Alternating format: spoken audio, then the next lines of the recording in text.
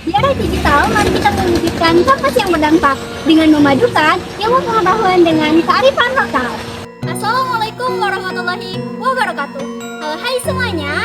Kali ini aku, Nirjana Pasyauli dari Fakultas Keguruan dan Ilmu Pendidikan Program Studi Pendidikan Kimia akan mengajak teman-teman sekalian untuk menjelajahi Goa Putri.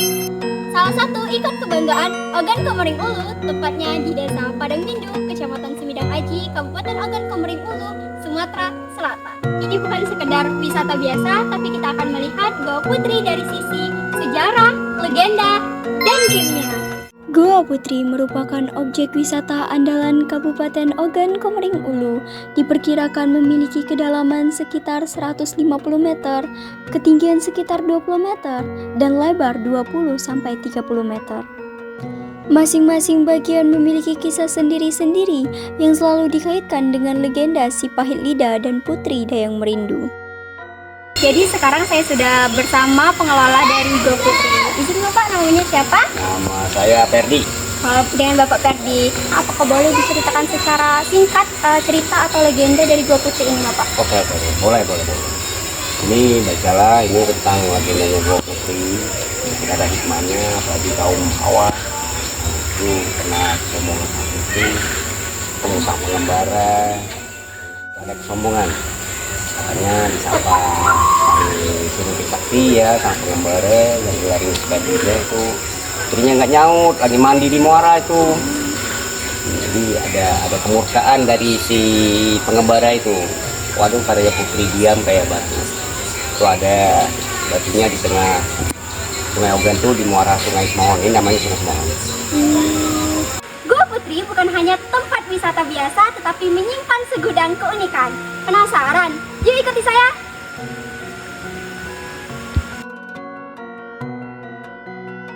Saat akan masuk ke dalam goa, kita dianjurkan untuk mengetuk pintu masuk sebanyak 3 kali. Ini menandakan salam untuk para leluhur.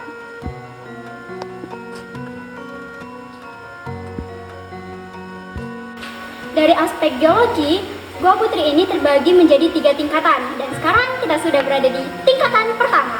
Pada tingkatan pertama ini kita akan menjumpai beberapa ruangan, yaitu Kembang gadang, panggung atau balai, pedapuran. Nah, selain itu, secara ilmiah tempat ini tuh kayak laboratorium alami, karena di sini tuh menyimpan banyak proses kimia yang keren-keren. Tahu nggak guys? Jadi goa ini adalah contoh nyata dari proses pelapukan kimia secara alami dan terjadi secara terus-menerus selama beribu-ribu tahun. Salah satu jenis pelapukan kimia yang paling berperan dalam pembentukan goa adalah karbonasi, yaitu reaksi antara karbon dioksida yang larut dalam air dan batuan kapur. Jadi, goa ini terbentuk dari batuan kapur alias kalsium karbonat yang rumus kimianya CaCO3. Nah, waktu hujan turun, airnya bakal menyerap karbon dioksida dari udara atau CO2 dan berubah jadi asam karbonat H2CO3. Eits, meskipun namanya asam, ini asam yang lembut atau asam lemah, tapi cukup buat ngerusak batu kapur secara perlahan. Nah, mereka akan bereaksi seperti ini nih.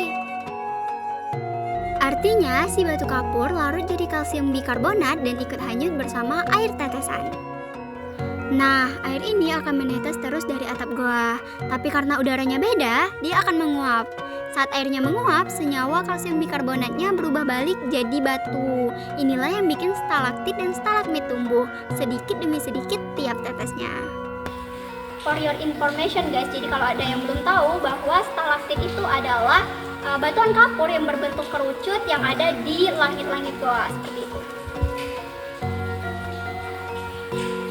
Sedangkan stalagmit adalah batuan kapur yang tersusun dengan bentuk kerucut berdiri tegak di lantai goa. Nah, balik lagi ke pembahasan sebelumnya. Jadi, reaksi yang terjadi adalah kebayang dong, sebutir air doang bisa bikin formasi batu bertahun-tahun. Kayak magic, tapi aslinya ini sains. Jadi, goa itu terbentuk karena reaksi antara air, udara, dan batuan. Meskipun terlihat diam dan tenang, sebenarnya goa adalah tempat di mana reaksi kimia alam terus terjadi secara perlahan. Ini adalah contoh nyata reaksi bolak-balik dalam kimia di alam terbuka. Nah, salah satu bagian yang paling menarik adalah kolam pemandian sang putri. Nah, inilah yang disebut dengan Sungai Semohon. Masyarakat sekitar percaya, siapapun yang mencuci muka atau mandi di sini bisa terlihat awet muda. Air yang mengalir di sini berasal dari perbukitan dan disebut air semuhun, yang artinya permohonan. Kalau ini adalah harimau penjaga. Ini adalah tempat pelaminan sang putri. Jadi kata nenek itu tadi, di sini adalah tumpukan pakaian putri atau barang-barang putri, dan yang di atas ini adalah hiasan-hiasan atau ornamen-ornamen yang menjadi pelaminan sang putri. Sekarang kita sudah berada di tepatnya di Gua Penjagaan.